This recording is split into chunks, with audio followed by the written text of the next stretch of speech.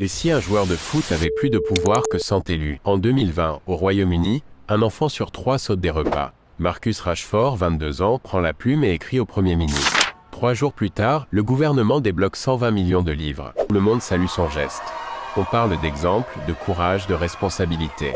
Et si un simple tweet peut faire plier un État, est-ce que ça veut dire que le pouvoir a changé de main? Et si aujourd'hui un attaquant de Manchester United pouvait faire ce qu'un ministre ne peut plus? Le 15 juin, Rashford publie une lettre ouverte. Le 16, Boris Johnson recule. 1,3 million d'enfants auront de quoi manger pendant l'été. En octobre, le Parlement bloque l'extension du programme. Rashford revient, relance la mobilisation, rassemble 1 million de signatures.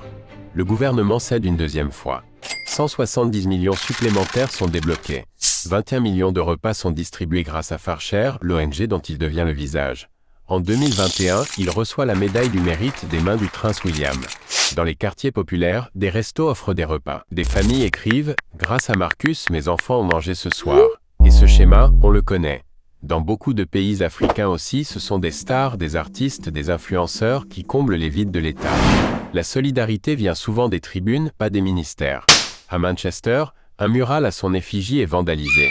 Le lendemain, il est recouvert de lettres d'enfants, de messages de mères, de remerciements venus de tout le pays. Pas un élu, pas un expert. Juste un gamin de Wythenshawe devenu ministre de cœur, choisi par les gens, pas par les urnes. Alors, est-ce que c'est une belle histoire ou un signal d'alarme? Et si partout, on s'habituait à l'idée que les politiques ne suffisent plus et qu'il faut un buteur pour lancer un programme social?